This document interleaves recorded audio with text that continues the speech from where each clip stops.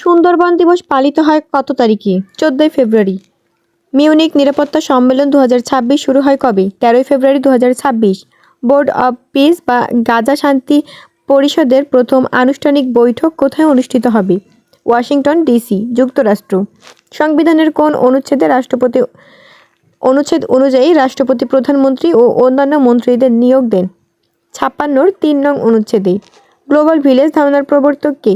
Martial McLuhan. Bangladesh কোস্টগার্ডের মূলমন্ত্র কি? Guardian at sea. বিশ্বের সবচেয়ে বড় বিমানবাহী রণতরী USS Gerald R Ford. ISF এর পূর্ণরূপ কি? International stabilisation force.